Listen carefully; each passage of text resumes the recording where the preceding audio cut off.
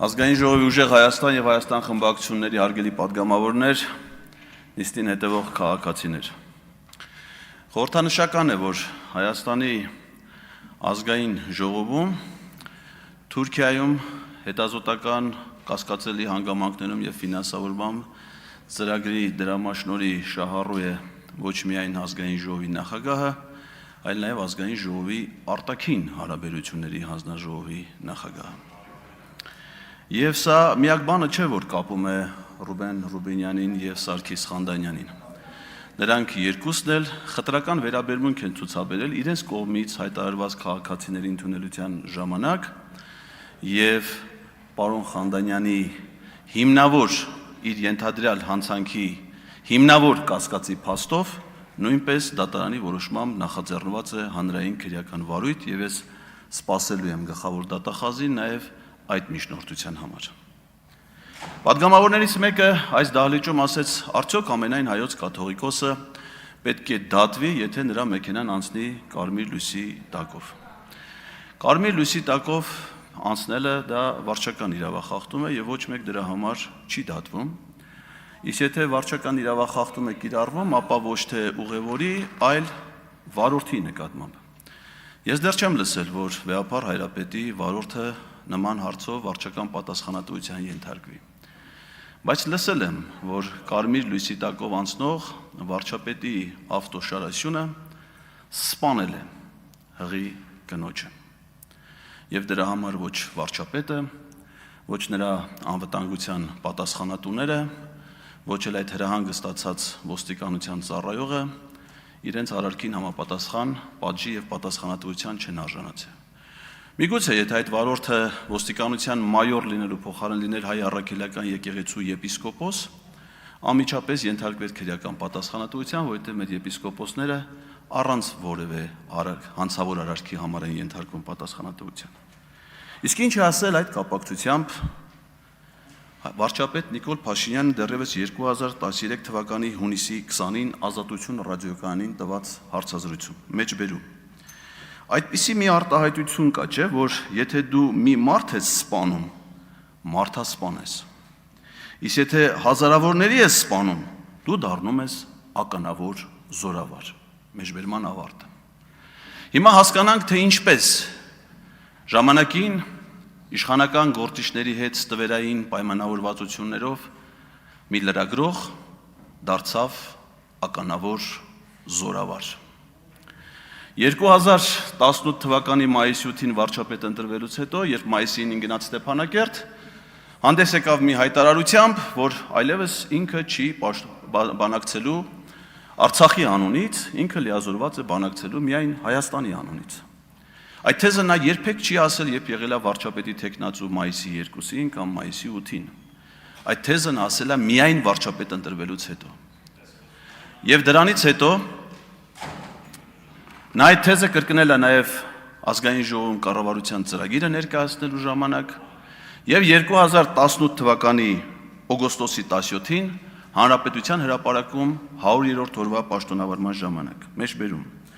Ուզում եմ ասել հետեւյալը. Ես ասել եմ, որ պատրաստ եմ լիարժեք Ղարաբաղի հարցով բանակցել Հայաստանի Հանրապետության անունից, բայց Արցախի Հանրապետության անունից պետք է բանակցի Արցախի Հանրապետության իշխանությունը։ Ինչ էր սա նշանակում։ Սա նշանակում էր, որ միջազգայինորեն ընդունված բանակցային ձևաչափից, որը ԵՀԿ Մինսկի խմբի համանախագահության ձևաչափն էր, հայկական կողմի պաշտոնական բանակցողը պաշտոնապես միակողմանիորեն դուրս եկավ բանակցային գործընթացից։ Առանց այդ մասին խորհրդակցելու բանակցային մյուս հիմնական կողմի Ադրբեջանի նախագահի հետ, եւ որ ամենակարևորն է ԵՀԿ Մինսկի համանախագահող պետությունների ղեկավարների հետ։ Իսկ ինչ է տեղի ունենում, երբ որ կա կոնֆլիկտ, իսկ բանակցողը դուրս է գալիս բանակցությունից, թողնելով կոնֆլիկտը միայն զարգացման փուլում։ Դա հանգեցնում է պատերազմի։ Իսկ երբ եղավ պատերազմը, խոսքը 44 օրյայի մասին է։ Վարչապետի պաշտոնում Նիկոլ Փաշինյանի պաշտոնավարման 2.5-րդ տարում։ 2.5-ը դա ազգային ժողովի լիազորությունների հետևաբար կառավարության պաշտոնավարման մաքսիմում ժամկետի կեսն է։ 2.5 տարի նա հնարավորություն ուներ բանակցելու եւ հայկական կողմի իր համար ընդունելի թեզերը եթե կար Ալմաթայի հռչակագիր, որը եղել էր 91 թվականին, կամ այլ թեզեր, ներկայացնելով որպես բանակցային կողմ, բայց նա դա չի իրականացրել։ Ուզում եմ ձեզ հիշեցնել, հարգելի գործընկերներ, որ պաշտոնավարման ողջ շրջանում Նիկոլ Փաշինյանի 18 թվականից մինչև 44 օրյա պատերազմը Իլհամ Ալիևի հետ նա ունեցել ընդամենը 1 պաշտոնական բանակցություն, ընդամենը 1։ Դա տեղի է ունեցել 2019 թվականի մարտի 19-ին Վիեննայում, որին մասնակցել են ԵԱԿ Մինսկի խմբի համանախագահները եւ հանդիպումը կազմակերպվել է նրա ջանքերով։ Նրանից այս հանդիպումից առաջ եւ հետո նա բազմաթիվ անգամներ է հանդիպել Իլհամ Ալիևի հետ։ Գիշեք, Մոսկվայում ֆուտբոլի աշխարհի առաջնության բացման ժամանակ, Բիշկեկում հայտնի լիֆտի հանդիպումը, Մյունխենում անվտանգության համաժողովի ժամանակ, տարբեր Շվեյցարիայում տնտեսական ֆորումի ժամանակ, դրանցից ոչ մեկը չի ելել պաշտոնական բանակցություն։ Իսկ ինչ եղել պաշտոնական բանակցությունների փոխարեն։ Հայաստանի եւ Ադրբեջանի հատուկ ծառայությունների ղեկավարների կասկածելի հանդիպումներ երրորդ երկրներում, այդ թվում Դուբայում։ ԱԱԾ նախկին տնօրեն Արթուր Վանեցյանը խոստովանել է, որ ինքը առնվազն ամիսը 1 անգամ մշտական պարբերականությամբ երրորդ երկրներում հանդիպում է ունեցել Ադրբեջանի ազգային անվտանգության ծառայության ղեկավարի հետ։ Բնականաբար այդ հանդիպումներից նրանցից ոչ ոք բանակցելու իրավունք չուներ, որտեղ նրանք դիվանագետներ չէին, արտգործնախարարներ չէին։ Այդ հանդիպումներից ոչ մեկին ԵԱՀԿ Մինսկի համանախագահներից որևէ մեկը ներկա չի եղել, եւ այդ հանդիպումների ժամանակ փոխանակվել են պետությունների ղեկավարներին միմյանց հասցեագրված փակ ծրարներ, որոնց բովանդակության մասին մեզանից ոչ ոք մինչ օրս որևէ տեղեկություններ չունի։ Եվ այս գաղտնի պայմանավորվածությունները շրջանցելով այն միջազգային ձևաչափը, որը լուծարվեց 2025 թվականի օգոստոսի 8-ին Վաշինգտոնում, ի թիվս այլ փաստաթղթերի, այդ թվում խաղաղություն կոչված փաստաթղթի նախաստորագրման,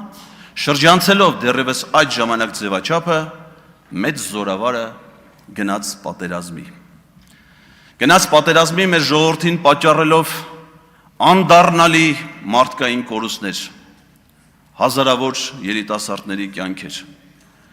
Մեր պետությանը միայն պաշտպանության բանակին այդ 44 օրերի ընթացքում պատճառելով շուրջ 5 միլիարդ դոլարի նյութական վնաս։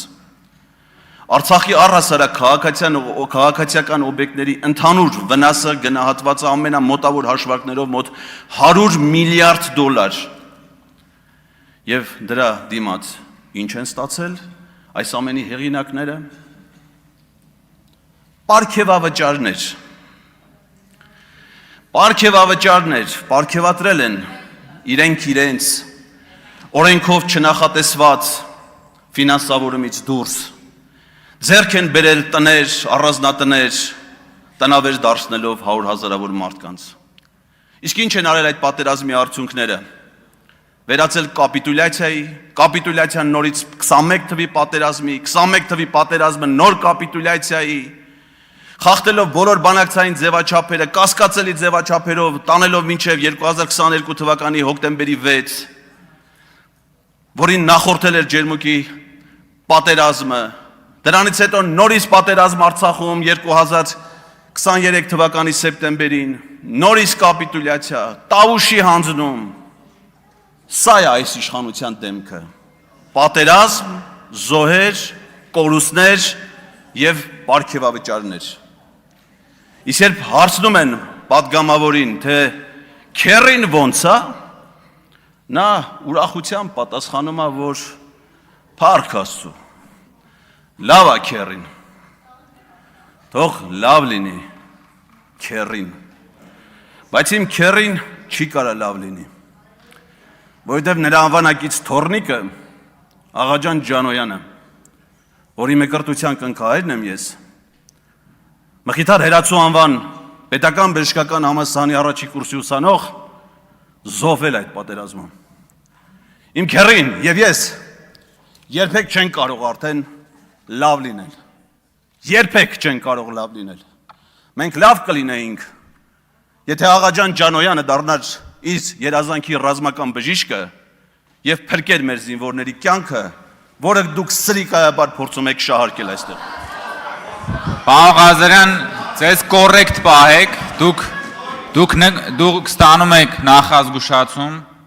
ձեր ոչ կոռեկտ եւ ամբարտավան պահվածքի պատճառով եւ ես ձեզ զգուշացնում եմ, հարգելի գործընկերներ, լռություն պահպանեք։ Եվ ես ձեզ զգուշացնում եմ, որ հաջորդ անգամ նման պահվածքից հետո, եթե դուք չինքնա էվակուացվեք այս դահլիճից, ձեզ էվակուացնելու են եւ դուրս են շպրտելու այս դահլիճից եւ ազգային ժողովի շենքից։ Պարոն Կարապետյան, հիմա չեք կարող խոսել, ես ձեզ առաջարկում եմ, որ կարգի հրավիրեք ձեր падգամավորի եւ չափավորեք, հակառակ դեպքում նրան այնպես կչափավորեն, որ այլևս երբեք չի կարող այդ չափերից դուրս գալ։ Հիմա չեք կարող, հիմա խնդրում եմ, հարգելի գործընկերներ, քաղաքացիական պայմանագրի հետ վերադարձեք դահլիճ։ Հարգելի գործընկերներ, պարոն Լևոնյան, ուր եք գնում։ Զբաղեցրեք ձեր տեղերը, նիստը շարունակվում է։ Վերադարձեք դահլիճ եւ զբաղեցրեք ձեր տեղերը։ Հաջորդ ելույթի համար